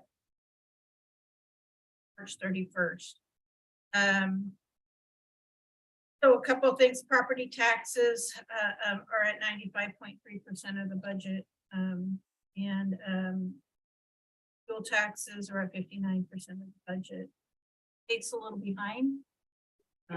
When they collect those for us, there's a lag time before we get them. The TUF is right on budget. The collection of the TUF is right on budget. And water and utility fees are close. Water's a little low, but that again, there's a seasonal factor there. So, and then sewer fees are right on budget. So overall, financially, the city is on budget. We did transfer money from sewer or from the urban growth boundary this month to the sewer, which will bring that revenue line way up. That's a $375,000 transfer. That was the URA. Yeah, so there's a once a year transfer. And additionally, we have turned in a large reimbursement for water. That will be coming in as well. I think it was somewhere around 580,000. So over the city is on March 31st and can answer any questions that you would like to ask. Mr. Lehman. I think this is a budget question, but what did we do with the tree, the $2 tree fee? You didn't, that was just a presentation of information and you didn't make any decisions regarding that Is at all. that still on the table or that discussion? Would be up to the city council. We did that because we were trying to soften the 12% increase in the water fee. So I just wanted to know where that went. We had some discussion, but it never went to. No decisions were made on that. We haven't had budget yet. Right. So it would probably be reasonable to get our budget committee out of the way and then do some further determination in terms of that. As we talk about, and thank you, Councilor Lehman, for bringing that up, I just would like to interject. As we look at raising water rates and potential scarcity of water in the future, I would like us and this community put some thought and perhaps resources towards giving information to our citizens in terms of how to conserve water. I think that is an ongoing issue, and there probably are agencies out there that would come and help us with those presentations, whether that be town halls or written information. Probably everybody has low flush toilets at this point, but I don't know that, or low flow showers, or is it there an opportune time to be watering my plants, and how much should I water, and all of those sorts of things. Take out your lawn. Take out your lawn. Just need apple syrup to come in. Just so you know, we are updating our water management and conservation plan. So a lot of that information is in that plan, and we can put that on the city's website once that plan is updated. Okay. Thank you. Yes. I would like. Great. I'd like to introduce Thank Greg. you. Thank you for And that. Greg is new in our finance department and he is a quick study. Very happy to have him here. And he, like I said, he's a sponge. He's a quick study. So.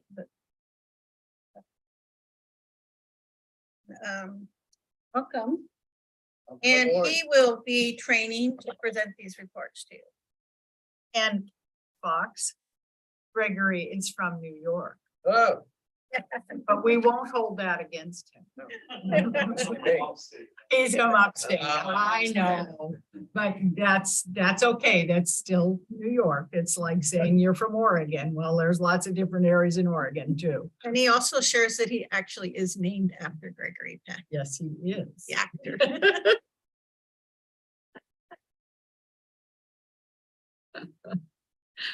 Thank you. Anything else on the city administrator's report? Were there any questions for Ann? This is the finance. We're going, yeah, that's finance, and I've moved on, sorry. And we have police in here too. Any other questions on finance? Before we moved on.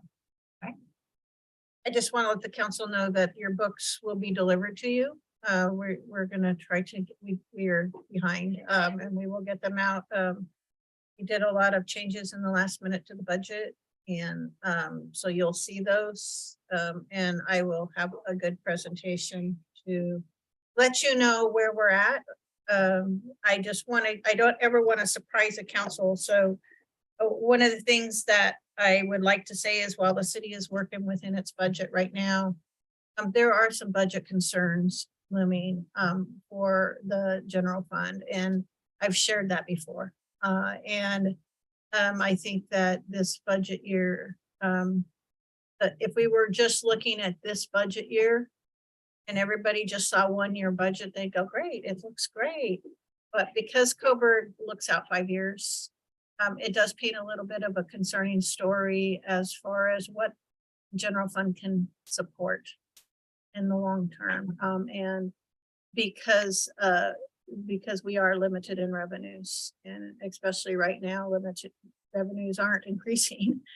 Development is not moving real fast. And so we aren't seeing those increases in property taxes and franchise fees are down. And so the staff has done an amazing job of working together to bring a budget that we can live with for the next couple of years. But I will go over it with council, but I just don't want you to be caught off guard. That there is and has been a concern about what point the general fund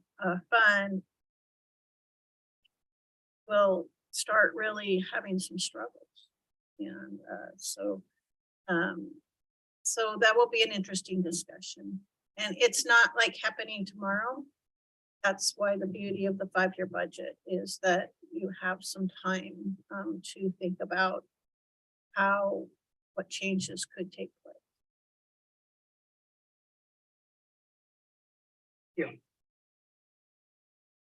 Chief Larson. Quarterly report from the Coburg Police Department.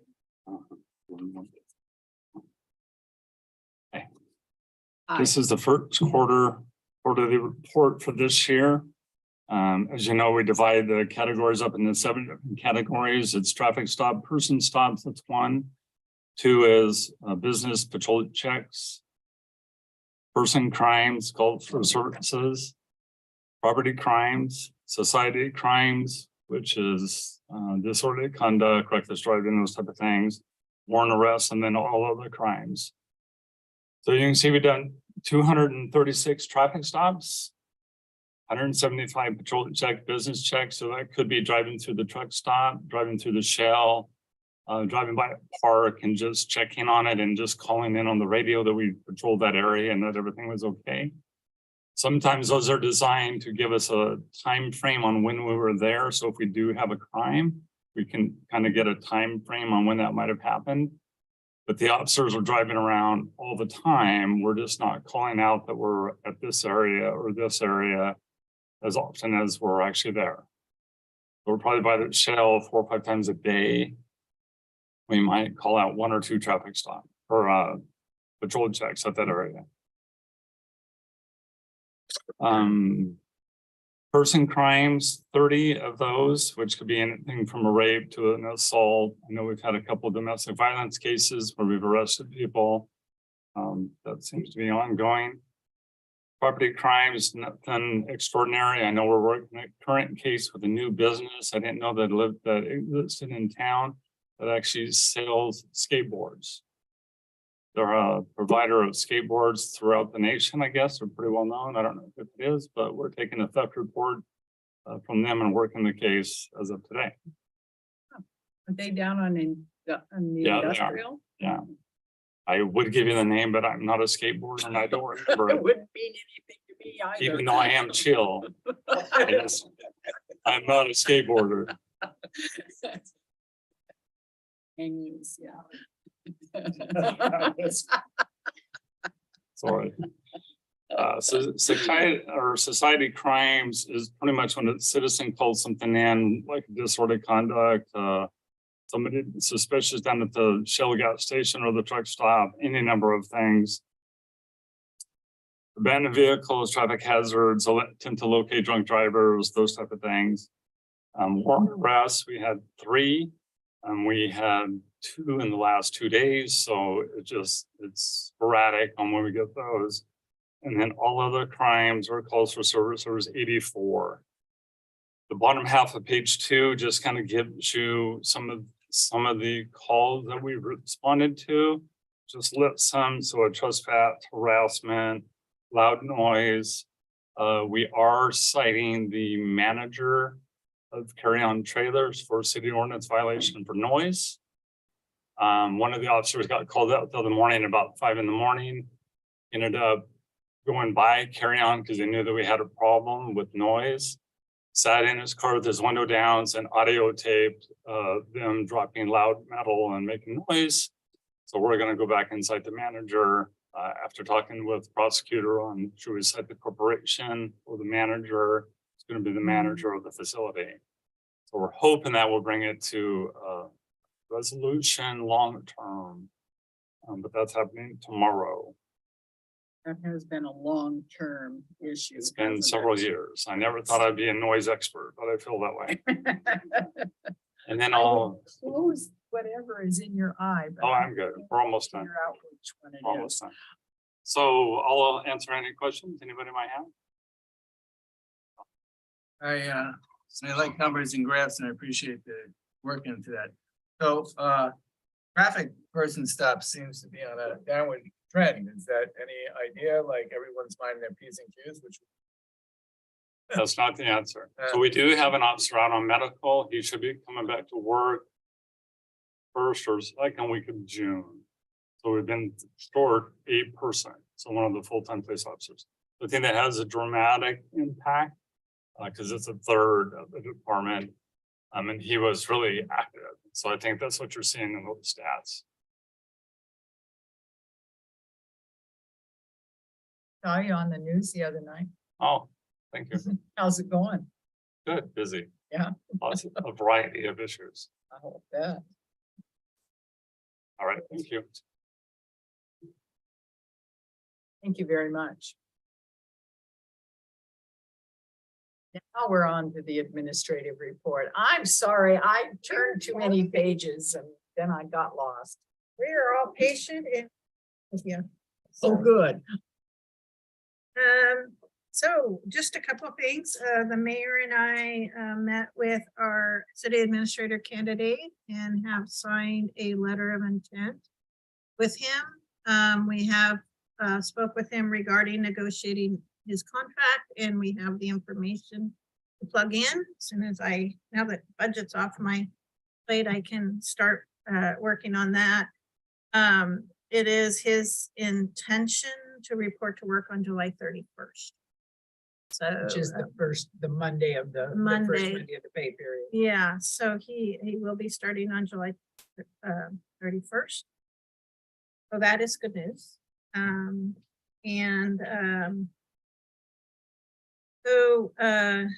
The water project, just a couple things. We have filled out a LOI with Business Oregon to ask to apply for more funding. And they are looking at it. They did contact me this week with some questions. We haven't got the go ahead yet. The grant that we wanted to write for Oregon Water Resources, they came back and said that because the city's water conservation plan was over 10 years old, they would not consider granting us money until we updated it. And so that is in our work plan now to get that plan updated. And we can apply for the grant next year at the same time. And it's actually still going to fall within a acceptable period to pay for what we were intending to pay for it with, which was the upgrades to the current wells and the reservoirs. So we're still okay there. It's just we didn't get to write it this year. And I just want to make sure I brought that to the council's attention because that is a follow-up. Let's see, the park committee is been working on their design and they will be meeting with the designer soon to complete the final design of the park. And Coburg This is something, it feels like the Coburg Loop path on North Industrial is plagued. We went out for more funding because the certified agency that was managing it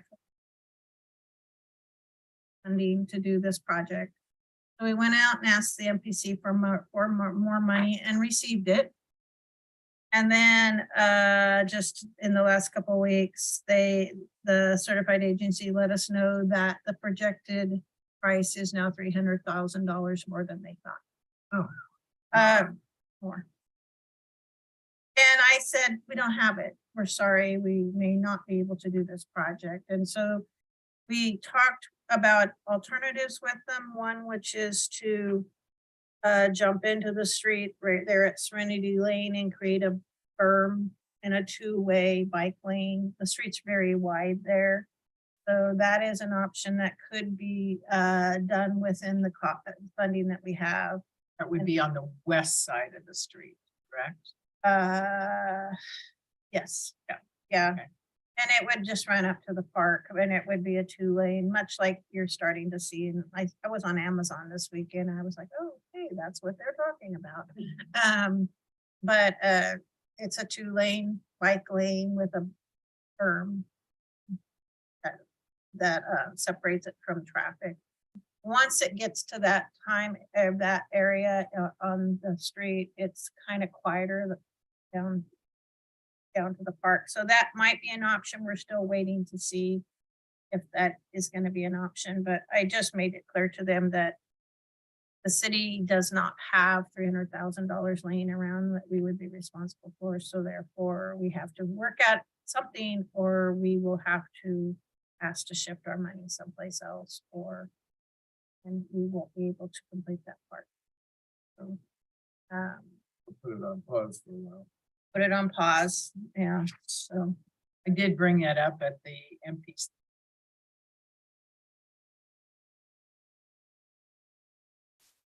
Yeah, welcome to our world. Basically, I think, again, I think every city in this, certainly in the state of Oregon, certainly within our MPO. Yep, everything's coming in.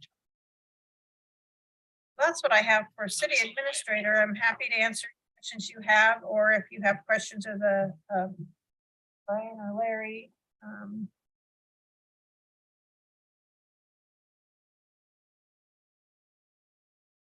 Like a smoke signal, you're talking about the budget items out, and there are some tough decisions, not to cancel anything that really viable and good, but Yeah. delay and pause. Yep. Yeah, as I say a lot in this company, it's no different than what we do in our home. Personal finances, and when we're trying to make decisions about what we move forward on, or what we wait on, or what we put on hold. What we do.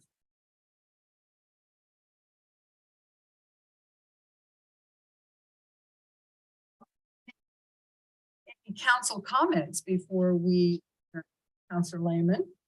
Going back to the rain presentation, need to pay the 5,000 for the. Maybe. That was a maybe. That was not a promise. The only thing I saw missing from his presentation, Mr. Fox kind of alluded to it. It doesn't seem like they have any written evaluation from the businesses each year to kind of give feedback how successful partnership was and what's done and that kind of stuff. I would like to see, if we go forward with them having a partnership, having that as part of their presentation, as evaluations that were submitted from the businesses. Yeah. 'Cause I don't think any of us really know kind of what they really are doing too much. Piggyback on that, I was really intrigued by the presentation back in last November, October, I can't remember it. We're gonna have one of their meetings at Heritage, and I wanted to stop by, and I said, how do you market this? Same question I asked this time. I didn't get any emails or anything, and I looked it up, you know, and it was, I had already missed it. I think, you know, I need a little better outreach. Especially if they want funding from us, that would. Oh, and just to remind the council that you made the decision at your council retreat to not fund Maine, and that's why I said the council's already made that decision. I mean, we're hard pressed to fund Main Streets over and above what we committed in ARPA funds to them. And there's nothing more to give. And and I have made, I had a long conversation with Robert and explained where we're at as a city. If they can come up with the money, we could finish the contract, but I don't see that the city has the funds for another year. I'd rather see us focus on Main Street stuff anyway.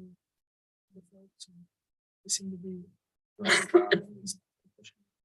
You can see them being active. Had a very successful meet and greet of businesses and community members 2 weeks ago. Yeah, well, it was Lost just track. last week. Was it just last Was it week? It Just was- last week, Yeah. last Friday. Last Friday. Yeah, it was very nice. I think kind of too, what we've seen at Main Streets is they're very present at our meetings and there's lots of ideas, but there isn't a lot of process to bring the ideas to fruition. It's kind of like they're out there and that support is there. But there doesn't seem to be anything really in place to get you from, we could help you with this to helping you Actually helping. actually happen. Good input. Anything else for the good of the order? Did I we guess- miss an agenda item? I would just guess, I would just like to ask the council, so if they're willing to come up with the money, would you like to go forward and finish the contract with them? If they pay for it. I Just guess let it the doesn't matter. contract live out, but they would be funding it, but we don't. to some of them. Yeah. I don't think we missed an agenda item. Did we miss 4 and 5 for Jerry Baining's appointment? No, that was part No, that was in the Oh, consent thank you. agenda. All right. I was just thinking that Ernie, same thing, but Ernie. that was in the consent Okay. agenda. So he will be appointed at the mayor's behest for the planning commission. Anything else? If not, this meeting is adjourned at 8:07. Thank you all. It's impressive.